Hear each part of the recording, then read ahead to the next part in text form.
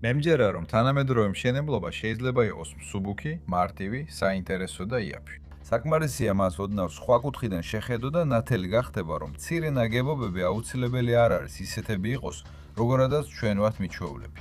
მსუბუქი მასალა სიმძიმის ნაცვლად არის ამ მიდგომის საფუძველი. ძვირადღირებული კლასიკური მასალების ნაცვლად იაფი, ხელნაკეთი კომპოზიტური მასალა. ეს უკვე დიდი ხანია აჩვენეს მრავალმა ობიექტმა, რომლებიც აშენდა ინოვაციური, ძალიან მარტივი და იაფი ტექნოლოგიით. სამშენებლო მეთოდი, რომელსაც მარტივად აითვისებს ნებისმიერი ადამიანი, თუნდაც ის, ვინც ადრე ძალიან შორს იყო მშენებლობისგან. ფიქრობ, ბროა გითხრათ, რა მოახდინა ჩემზე გავლენა და რის წყალობით მივედი ამ ყველაფრამდე. ყველაფერი დაიწყო იაშა კოსიაკის სიმღერიდან, რომელიც სამშენებლო გადაწყვეტილებების ხელმისაწვდომობას ეხებოდა. ჩემი პროექტი სახლი $1000 აღმოჩნდა, რომ დაიწყო ჯერ კიდევ 10 წლის წინ, ჩვენს კასრის ტიპის აბანოებამდე. იმ წლების კადრების კადრები. არა, არაფერი მომბეზრებია. არა, არ ვიდე ფერმა, უბრალოდ სინჯო.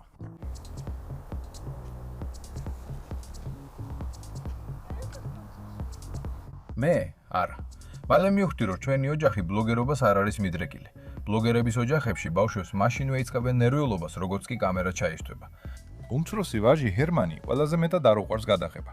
ბავშვებს დაახლოებით ერთსა და იმავე ასაკში უჩნდებათ შესანიშნავი შრომის უნარიანობა და სურვილი, მშობლებს დაეხმარა. მაგრამ ასაკის მატებასთან ერთად ეს ყველაფერი სადღაც ქრება. იმ დროისთვის ძვირადღირებული Nokia Lumia-ს კამერას კარგი გადაღების ხარისხი არ ჰქონდა. ჩვენი სახლის მშენებლობიდან დარჩენილი დაფებისა და ყოფილი ლითონის პროფილის ნარჩენების გამების გამო გადავწყვიტე ეგრეთ თვალებრივ ფსევდოძელისგან კონსტრუქცია გამეკეთებინა. ფსევდოძელისგან უკვე გავაკეთე ნავესი ახალი შესასვლელის თავზე და ძალიან მოყოფილი დორჩი. ამიტომ გადავწყვიტე უფრო დიდ კონსტრუქციებზეც გამომეცადა. მთელი ეს მარტივი ტექნოლოგია ამ კადრებიდან გასაგებია. ასეთი კონსტრუქციის პლუსი ისაა, რომ მისი ათხოვაც და დაშლაც მარტივია.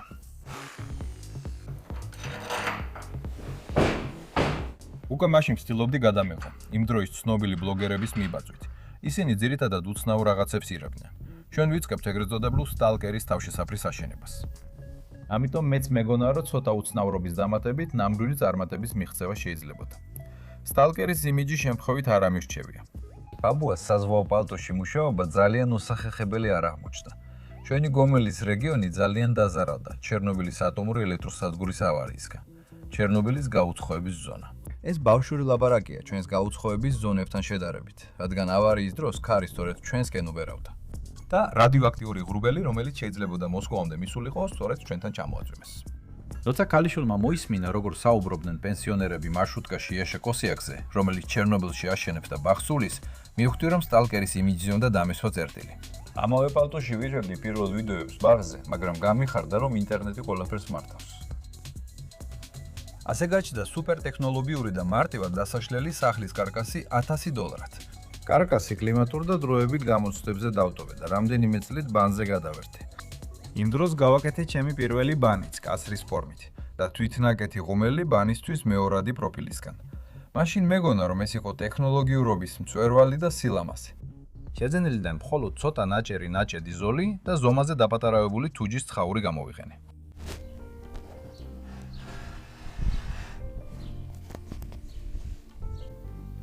ღუმელი ქვებთან ერთად საკმაოდ მძიმე იქნება. ამიტომ ბანიაკასში მონტაჟისას გადავწყვეტე იატაკის დამატებითი გამაგრება გამეკრებინეკეთებინა. თქვენი პატარა საოჯახო ბიზნესიდან, რომელიც ბანიაკასრების წარმოებას ეხება, ვერ მივიღე ის, რასაც ველოდი. ამიტომ რამდენიმე წლის შემდეგ გადავწყვეტე ძალიან დაბალბიუჯეტიანი პროექტი, სახლი $1000 დამეწყო. იმ დროისთვის მისმა კარკასმა უკვე ღირსეულად გაუძლო ყველა გამოცდას. პროექტი სწორედ ასეთი სახელწოდებით დაიწყო, ტერიტორიის მოწესრიგებითა და გასწორებით. დასრულმა უმრავლესობამ ინახავდა ხის მასალის ნარჩენებს, მათ შორის იმათაც, რომლებიც ძირითადი სახლის მშენებლობიდან იყო დარჩენილი და გამოუსადეგარი აღმოჩნდა. ყველაზე მეტი იყო ხის კოჭი 5X5 SMS-ზე, რომლის გამოყენებაც გადათვლა მომავალშიც.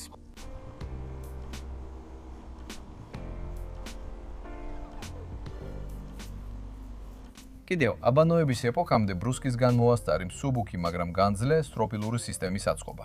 მისი ნაწილები ყველა ეს წელი შენახული იყო გადახურული სივრცის ქვეშ. და ბოლოს მათი დრო დადგა. ფსევდობრუსის კარკასი, რომელიც მოულოდნელად $1000 სახლის კარკასად გადაიქცა, გარკვეულ გადამუშავებას დაექვემდებარა. მიღებული იქნა გადაწყვეტილება მეორე სართული ნახევრად მანსარდული ყოფილიყო. გეგმაშია, რომ სტროფილური სისტემა ღია დარჩეს, ამიტომ ელემენტებს ფრთხილად ფარავ დამცავი ნაზავით.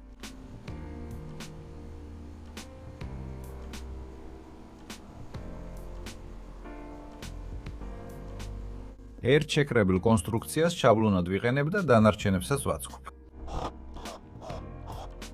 გერმანია უკვე აღარ მეხმარება ისეთი ენთუზიაზმით, მაგრამ მაინც მეხმარება. მიუხედავად იმისა, რომ მშობლებისთვის ზედმეტად ხელის შეშველების ასაკი უკვე გადავლილია, მოდი უმცროსი შვილისთვის მშობლების მუდმივი მისწრაფება მშენებლობისა და რემონტისკენ ჩვეულებრივი ამბავია.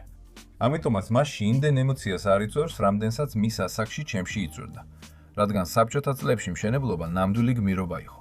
ჩემს მშობლებს როგორღაც გამოსდიოდათ სამშენებლო მასალების შოვნა, რომლებიც განვითარებული სოციალიზმის წლებში დიდ დეფიციტს წარმოადგენდა და მე ამით ძალიან ვამაყობდი. ეხლა რომ ააშენო რამე, უბრალოდ ცოტა ფული და დივნი და ნადგომაა საჭირო. ყველაფერი ძალიან გამარტივდა. ხის ლატები, ისევე როგორც სტროპილები, ღია დარჩება. ამიტომ ისინიც ფრთილად ირებება.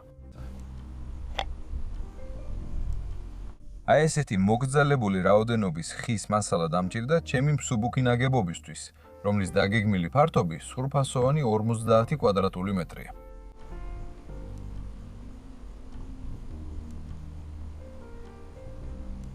მეორე სართულის სიმაღლე საკმარისზე მეტია.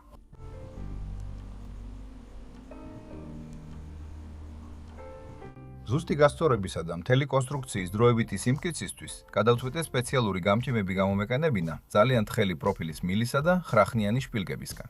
კედლების შევსების შემდეგ ამ დამჭერებს შეიძლება მოვაშოროთ. ყველაფერი ზუსტადაა. მეგობარ ვალენტინის რჩევების მიხედვით ვავარჯიშებ უნარს, რომ პროექტისთვის სახლი $1000 მასალები და კომპლექტუიში ძალიან იაფად მოიპოვა. მაგალითად, ეს კარი თითქმის უფასოდ მოიპოვე. პლასტიკი თითქმის ახალია. მასზე უბრალოდ ცოტა იძალადეს.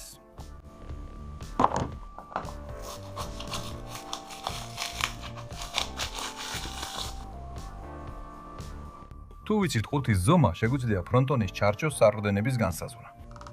ეხლა ფანჯრები გჭირდება. მაგრამ სახლში ძველი ნივთების წრევას შინაგანი ხმა ძლიერად შეეწინააღმდეგა. ჩვენ კოსიაკების ოჯახი ვართ და კოსიაკებმა არ უნდა გამოიყენონ ის, რაც უკვე ვიღაცამ გამოიყენა. ვიფიქრე და გადავწყვეტე ფანჯარა თავად გამეკეთებინა. ვირიედე ფასდაკლებული კარის ჩარჩოების მასალები და დავიწყე ფანჯრის ჩარჩოს დამზადება.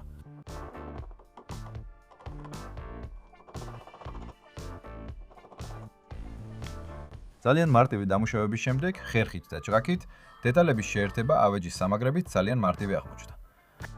ესენი იგივე კონფირმატებია. წინასწარ უკვე მოვიპოვე ფანჯრებისთვის საჭირო რაოდენობის ახალი მინის პაკეტები.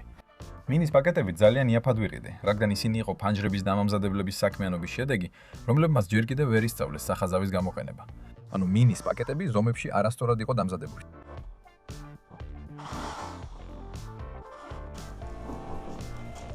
ფანჯარა ახალ ცხოვრებაში საკუთარი ხელით თითქმის მზადაა. ჩარჩოს საფუძვლიანად ვაცხიმოვნებ.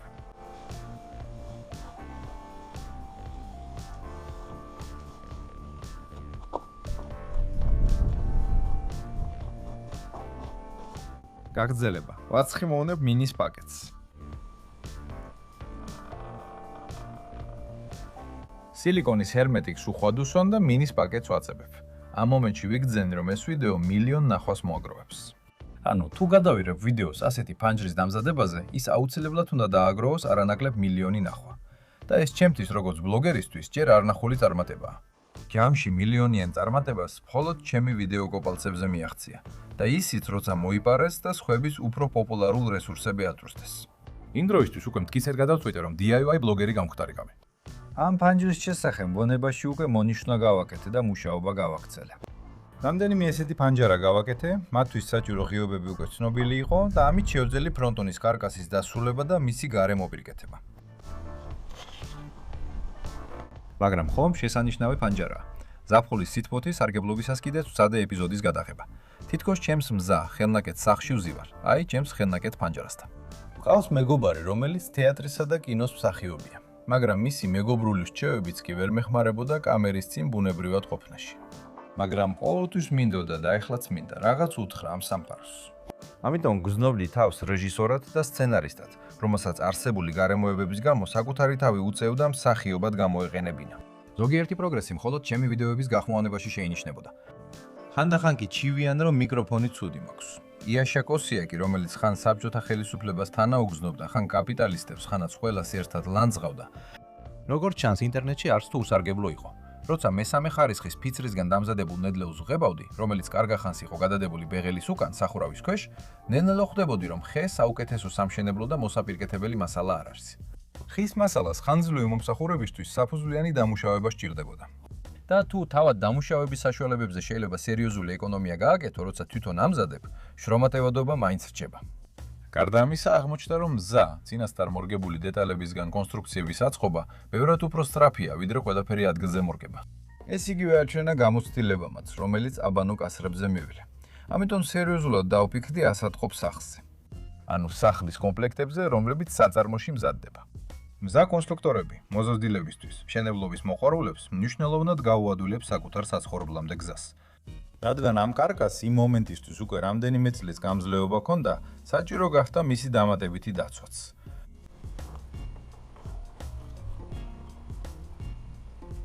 მეგობარი, კეთილი მევანე ვალენტინის მიდგომის გამოყენებით მოვახერხეთ ახალი, არასწორად დამონტაჟებული ფანჯრის ფრთების მოპოვება. ამიტომ გადავწყვიტე სახურავში ორი მანსარდული ფანჯარა გამეკეთებინა. ქალიდან დამცავი ფირფიტების დამაგრება ბევრად უფრო მარტივი არ მოხდა სახურავის მონტაჟამდე, რადგან იშვიათი ხის კარკასზე გადაადგილება ძალიან მოსახერხებელი იყო. ახალი ბლოგერული თითნაგეთი კინემატოგრაფი ძალიან მახალისებდა. საკუთარ თავს იღებ მუშაობის პროცესში. თითქოს შემთხვევით, თითქოს თავადაც ვერ ამჩნევ. სრული აბსურდია, მაგრამ ასე თითქმის ყველა ბლოგერი აკეთებს. ხოლო ძალიან ამბიციურ ბლოგერებს რატომღაც ხავთ საკუთარი ოპერატორები. მაგრამ ეს ალბათ უფრო თანამოსაუბრეები, თანასმისლები არიან, რომლებიც ყოველთვის გვერდით ხავს. და რაღაცნაირ კომპანიაშიც თავს ისეთ სულელად აღარ გრძნობ. ინტერნეტის სწავლობით ახალი დრო დადგა. ახლა ტელევიზიაში მოხვედრა ნებისმიერ მსურველს შეუძლია. უკვე არც ისე ნიჭიერ მსახიობებს, მსახიობ ქალებსა და წამყვანებს აღარ სჭირდებათ ფარისევლობა. მოქმედება საკუთარი სინდისის წინააღმდეგ, არაგულტრფელობა, მოტყუება, თავის მოჩვენება. ამბარდავანი რეჟისორებისა და არხების ხელმძღვანელობის გულის მოსაგებად. ინტერნეტის წყალობით ტელევიზია ეხლა ხალხის ხელშია, ჩვენს ხელშია. მოულოდნელად ზამთარი დადგა და მე გადაღებული მასალის მონტაჟს შევუდექი. ფანჯარაზე შტაპიკი დავამთავრე და ვიდეო რგოლი დავამონტაჟე. ინტუიციამ არ მიღალათ. ფანჯრის შესახებ, $9 ფანჯრის შესახებ ვიდეომ ინტერნეტი ააფეთქა. გაზაფხულთან ახლოს დავიწყე ექსპერიმენტები ექსტრუზიული კაპოლისტიროლით, რათა შემექმნა ძალიან იაფი სახურავის მასალა. უკვე მაშინ მინდოდა გამემაგრებინა ბადით და კიდევ დამესვარა შპაკლივკით ექსტრუზიული კაპოლისტიროლის ნამზადები. მაგრამ ჩემმა მამამ მირჩია, რომ თავიდან მხოლოდ საღებავით დამეცვა ისინი და ასე მიმეღო ძალიან იაფი სახურავის მასალა. ექსტრუზიულ კაპოლისტიროლს მხოლოდ ერთი მთავარი მტერი ხავს, მზის სინათლე. იმიტომ რომ თვითნაკეთი ფანჯრის ვიდეო ჩემს არხზე 60,000-ზე მეტი ახალი გამონწერი მოიზიდა. როგორც ადამიანი, რომელიც უკვე ბლოგერად გრძნობ თავს, გადავწყვიტე კიდევ ერთი ფანჯრის ვარიანტი გამეკეთებინა. ჩვენი პატარა საოჯახო ბიზნესის ბანჯოქჩეკის დამზადების კრახის შემდეგ მეგონა მთელ სამყაროზე ვიყავი გაბრაზებული. დავიღალე მუდმივად ერთი და იგივე ფრაზის მოსმენით. ძვირია, ძვირია, ძვირია, ძვირია. მე თვითონ ვიყიდი ხის მასალას და თვითონვე ავიშენებ აბანოს. შენთან იაში ძვილია. მე კი სოფლის მიტოვებულ სახლს დავანგრევ, გადავიტან და საერთოდ უფასო აბანოს გავაკეთებ. შენთან კოსი აქვს, ძალიან ძვირია. ყველაზე კარგი აბანო პალეტებისგან გამოდის. თან მე მართლა ყველაზე იაფი მქონდა. მივხვდი, რომ ჩვენთან არავინ ითვლის საკუთარ შრომას და დახარჯულ დროს და ეს მთელი პოსტსაბჭოთა სივრცის პრობლემაა. მაგრამ პრინციპში ესეთ საცხის პირობებში უნდა დაეთანხმო, რომ იაფად აშენება რეალურად შესაძლებელია. აქედან მოდის სახელიც. 50 კვადრატული მეტრის სახლი თვითღირებულებით $1,000. მე 180 გრადუსით შევტრიალდი და იმ ადამიანიდან, რომელიც ცდილობდა ბიზნესმენი გამხდარიყო, გადავწყვიტე, რომ ძალიან დაბალბიუჯეტიანი თვითმშენებელი გამხდარი ვარ. ნელ-ნელა ეს ყველაფერი ძალიან დამაინტერესა. ვიდეოში, სადაც $9 ფანჯარას ვაკეთებდი, განსაკუთრებით გამაკრიტიკეს იმის გამო, რომ ფანჯარა არ ამხსნელი, ბრმა გავაკეთი. ინტერნეტ რესურსების კიდევ ერთი თავისებურება ისაა, რომ 60,000 ახალი გამონწერი, რომლებიც ფანჯრის ვიდეოს გამო გამომიწერეს, დაინტერესებულები იყვნენ, როგორ გაკეთებული იყო ფანჯარა. საერთოდ კი ჩემი პროექტი სახლი $1,000 მათთვის დიდად საინტერესო არ იყო. სწორედ ამიტომაც გადავწყვიტე კიდევ ერთი ფანჯრის ვარიანტი გამეკეთებინა. ამჯერად გასახსნელი და ხელნაკეთი მინა პაკეტით. რადგანაც ბევრმა იჩივლა, რომ არ იცის სად იშოვოს მზა, მინის პაკეტი. იმაში, რომ ფანჯარა აუცილებლად უნდა იღებოდეს, მაყურებლები მართალი იყვნენ. სწრაფად შევიგრძენი გასახსნელი ფანჯრის უპირატესობები. ცოტა ვივარჯიშე ექსტრუდირებული პოლისტიროლის სახურავის მასალაზე და როცა კონცეფცია განსაზღვრა, ძირითად სამუშაოებზე გადავედი. ფურცლები გამოვიყენე მხოლოდ 3 SM სისქის. ღებავ მათ ფასადის საღებავით 2 ფენად, შუალედური გაშვებით.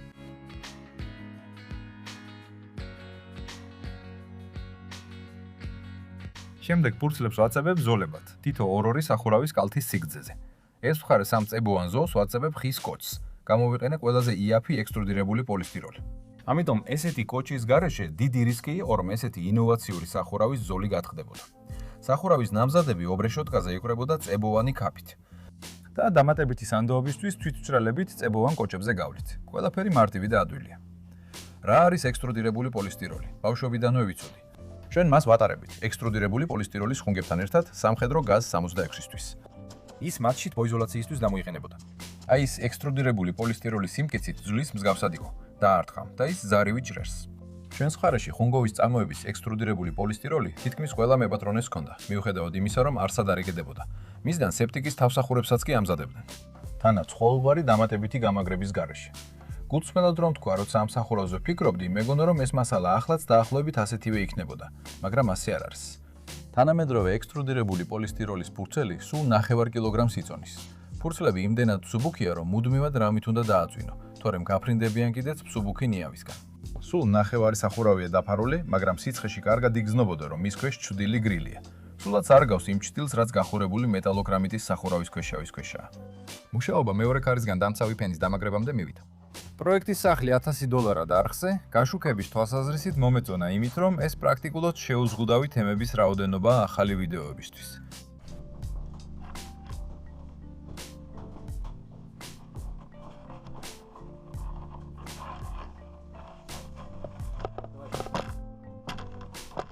თუ ბევრი ფული გაქვს, ნებისმიერ სულელს შეუძლია ააშენოს, მაგრამ თითქმის ფულის გარეშე რომ ააშენო, ამისთვის ძალიან უნდა იშრომო.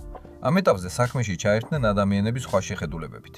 მომწერეს, რომ $1000 არაფრის აშენება არარეალურია. ასეთ რეაქციასაც ველოდი. აბანოები ცუდია, რადგან ძვირია. სახლი ცუდია, რადგან იაფია.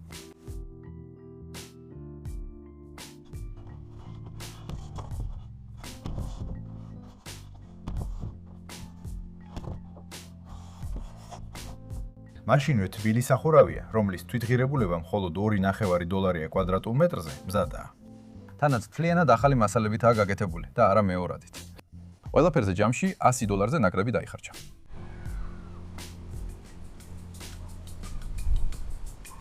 ეხლა ის დამჭერები, რომლებიც სტროფილურ სისტემას სიმყარეს აძლევდა, თავისუფლად შეიძლება მოიხსნას. სუპერიაფი სახურავი საერთოდ არ ექვემდებარება თბურ გაფართოებას. უძლებს თოვლსაც და ძლიერ სეტყვასაც. მეტალის სახურავთან შედარებით მნიშვნელოვნად უფრო ჩუმია. და მთავარი ისაა, რომ გაჩნდა ახალი მშრალი სივრცე შემდგომი სამუშაოებისთვის.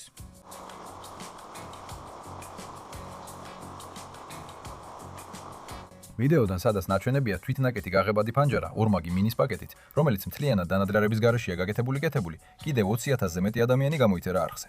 და პირველივე ფანჯრის შემდეგ გამომწერებთან ერთად ყველამ ერთად დაიწყეს მეტი ფანჯრის ვარიანტების და ასევე კარების მოთხოვნა. სახლს კიდევ ერთი კარი სჭირდებოდა. თავდაპირველად კარისთვის მინდოდა ძველი ვაგონკის გამოყენება, მაგრამ ასე ის ძალიან იაფი ვერ გამოვიდოდა. ამიტომ ახლომდებარე ხის გადამამუშავებელ საწარმოში ვაგონკის ნარჩენები მოვიპოვე შეშის ფასად. აი ესეთი სილამაზე გამოვიდა.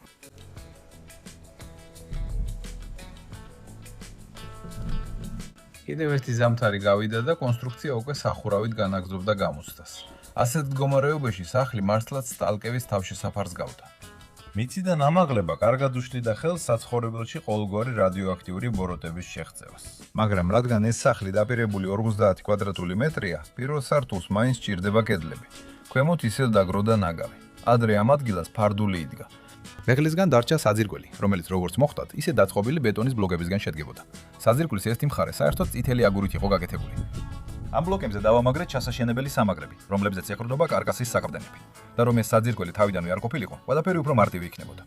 უბრალოდ ბურღით გავბურღავდი ხვრელს და მისგან ძალიან ეკონომიური მასალის ხიმინჯ როსტვერკული საძირკველი გამეკეთებინა.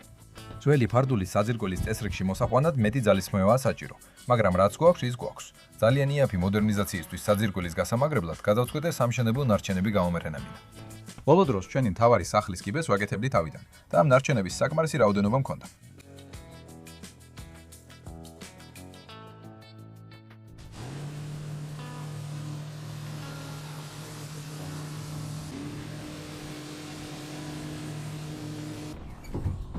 იმისთვის, რომ კედლების დაყენების შესაძლებლობა მქონოდა, საძირკველს მხოლოდ სიმაღლეში დამატება კი არ სჭირდებოდა, არამედ მისი არასწორი გეომეტრიაც უნდა გამესწორებინა. ოპალუბკად გამოვიყენეთ თითნაკეთი მოუხსნელი ოპალუბკა ქეთი ფიესტან, რომელიც სულ უფრო და უფრო მომწონდა.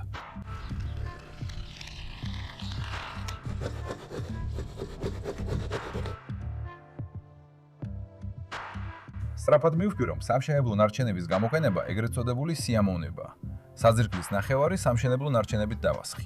მეორე ნახევარი კი კლასიკურად ხორღის გამოყენებით.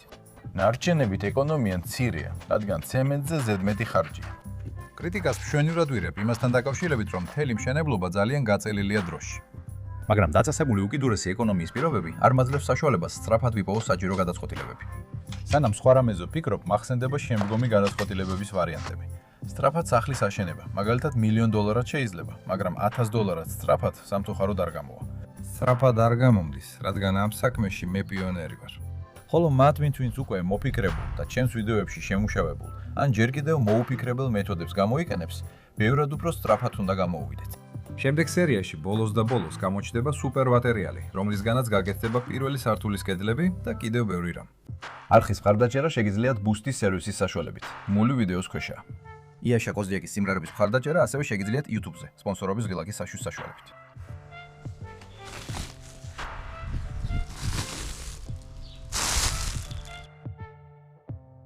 სხვათა შორის ახალი ვიდეოები ახლა უფრო ადრე გამოდის YouTube-ზე.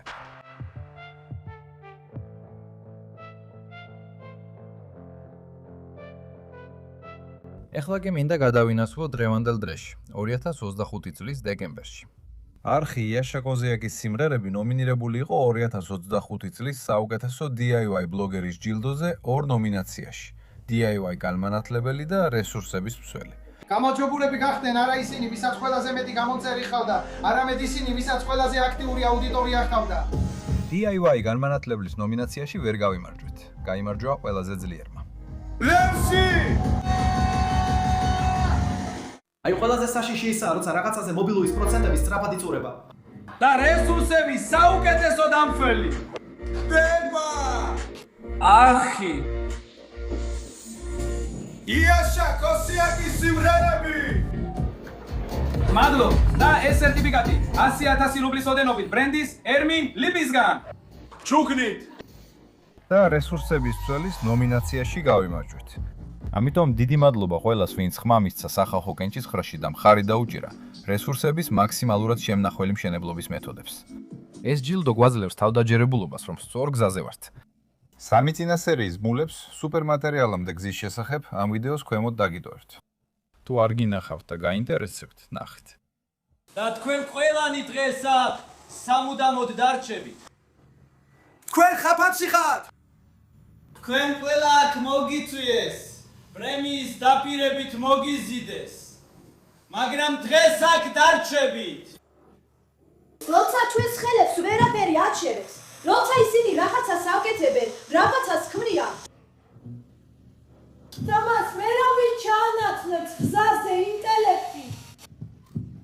გაგრძელება იმედი იქნება, დაალაიქეთ, გამოიწერეთ იაშა კოზიაკის სიმღერების არხი, გამოიწერეთ YouTube, ვიკე ჯგუფი, TikTok-ი და ძენი, ყველა მული ვიდეოს ქვეშა. დააჭირეთ ზარსაც, რომ ყოველთვის მიიღოთ შეტყობინებები. მშვიდობა იყოს მთელ მსოფლიოში. მადლობთ, გაგრძელება.